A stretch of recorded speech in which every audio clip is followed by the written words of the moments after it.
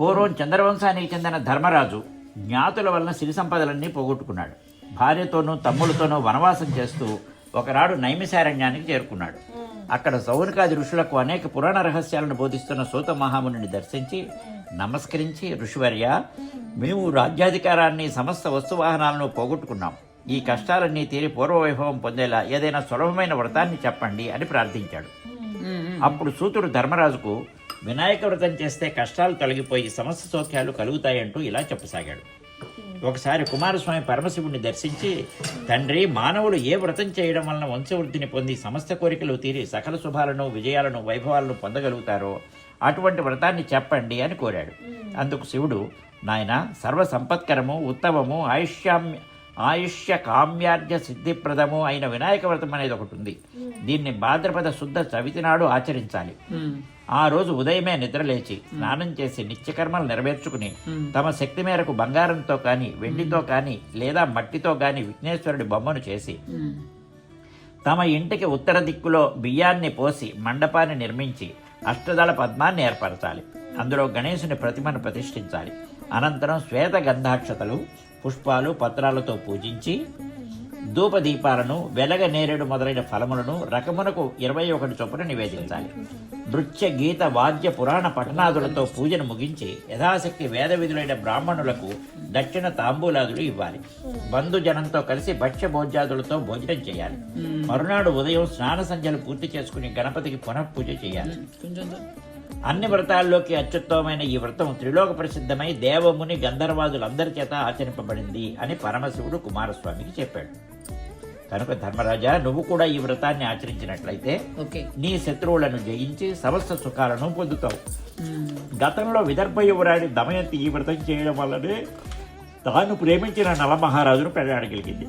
శ్రీకృష్ణుడంతటి వాడు ఈ వ్రతం చేయడం వల్లనే శమంతకమణితో పాటుగా జాంబవతి, సత్యభామలనే ఇద్దరు కన్యామణులను కూడా పొందగలిగాడు. ఆ కథ చెబుతారు విను అంటూ ఇలా చెప్పసాగాడు.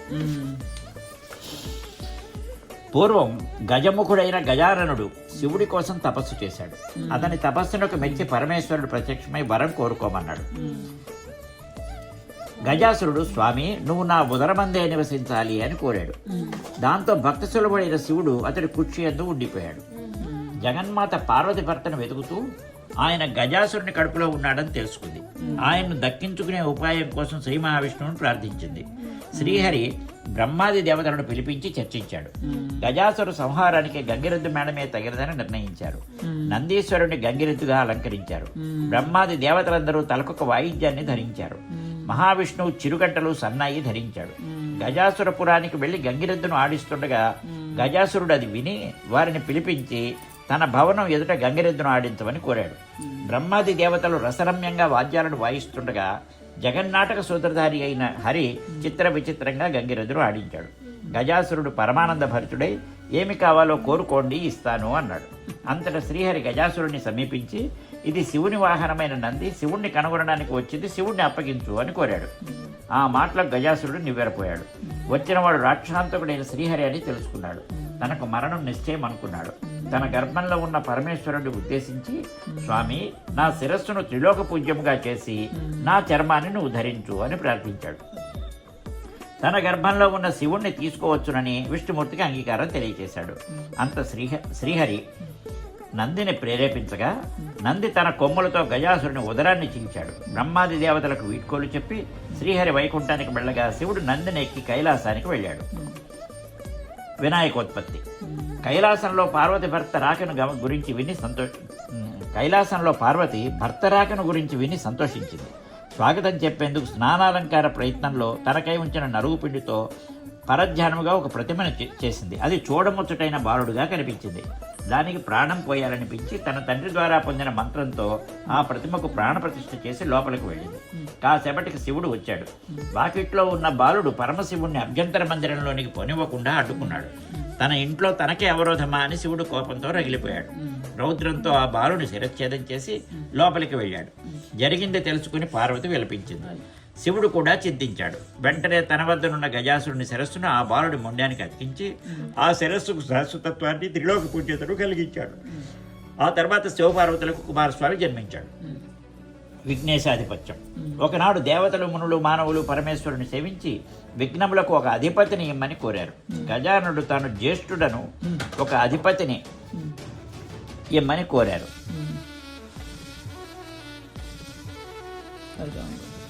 తప్పు.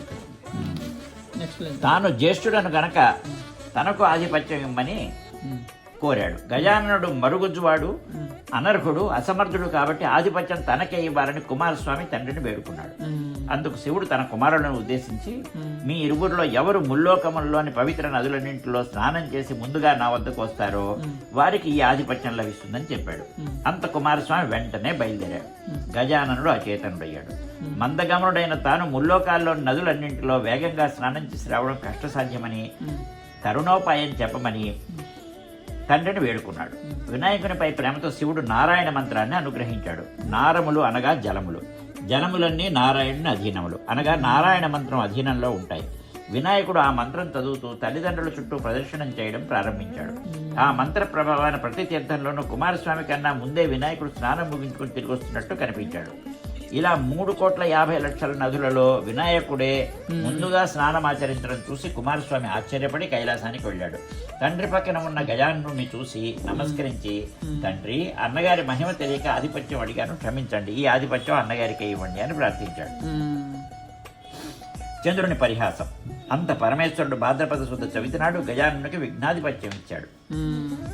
ఆనాడు సర్వదేశస్థులు విఘ్నేశ్వరునికి కుడుములు, ఉండ్రాళ్లు మొదలైన పిండి మంటలు, టెంకాయలు, తేనె, అరటిపండ్లు, పానకం, వడపప్పు మొదలైనవి సమర్పించి పూజించగా విఘ్నేశ్వరుడు సంతుష్టుడై కొన్ని భక్షించి, కొన్ని వాహనమునకిచ్చి, కొన్ని చేత ధరించి సూర్యాస్తమయ వేళకు కైలాసానికి వెళ్లి తల్లిదండ్రులు ప్రణామం చేయబోయాడు.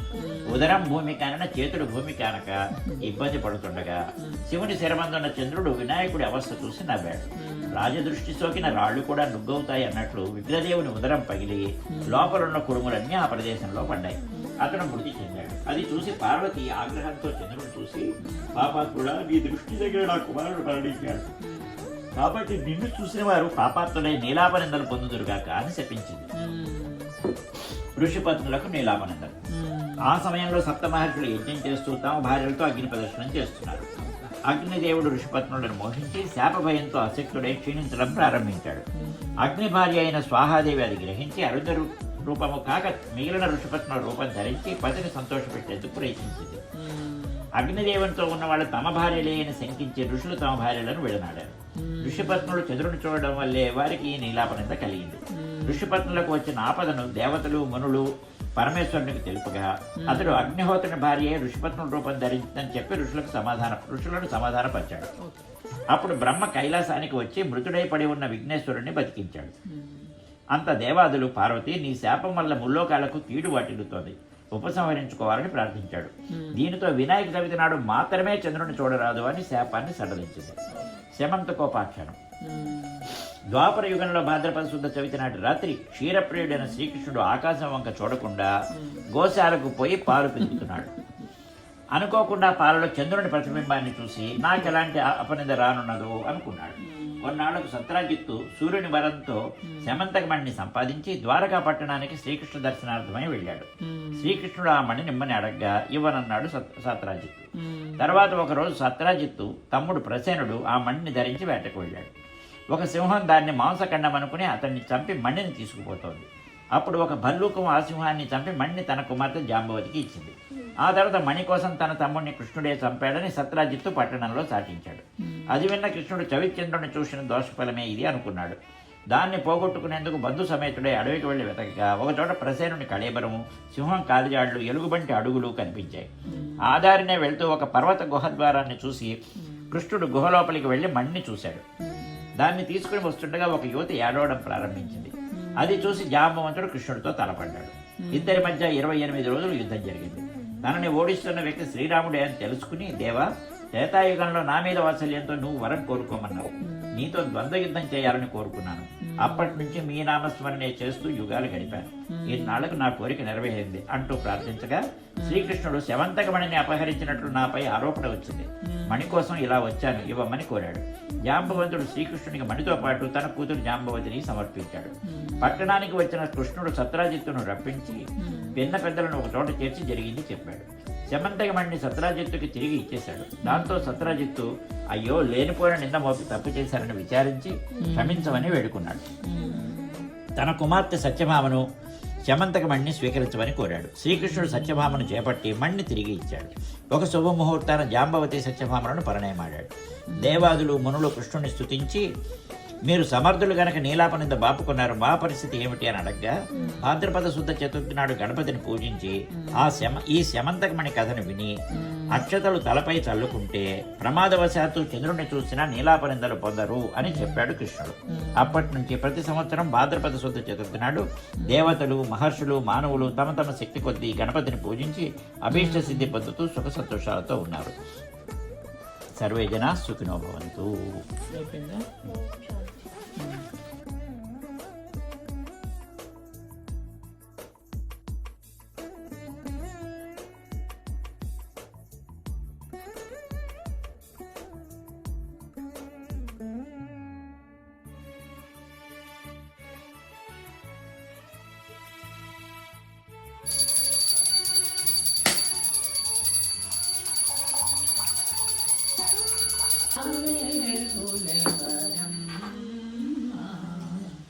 వినాయకుని వలెను బ్రోలవే నిన్ను వినాయకులం